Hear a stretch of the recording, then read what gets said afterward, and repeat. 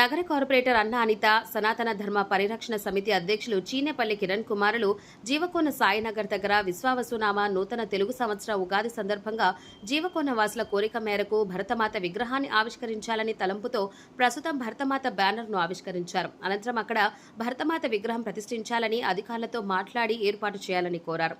అనంతరం అక్కడి నుండి సత్యనారాయణపురం యందు గల శ్రీకృష్ణుడి గుడి వద్దకు పిల్లలు ర్యాలీగా వెళ్లారు. ఉగాది సందర్భంగా పిల్లలకు ముగ్గుల పోటీ, భగవద్గీత శ్లోకాల పోటీ నిర్వహించి విజేతలకు బహుమతులు అందజేశారు. ప్రతి ఆదివారం సత్యనారాయణపురం శ్రీకృష్ణుడి గుడిలో దాదాపు 100 మంది పిల్లలకు రాధా మనోహర్ స్వామి ఆధ్వర్యంలో భగవద్గీత నేర్పిస్తున్నామని తెలిపారు.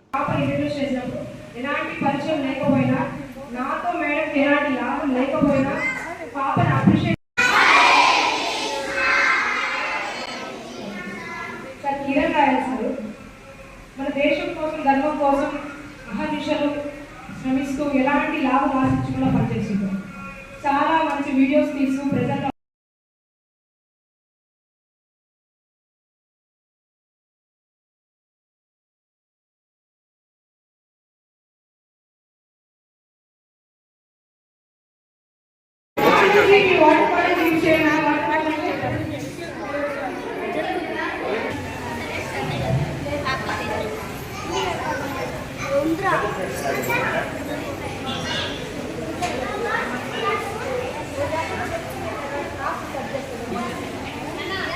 Nana,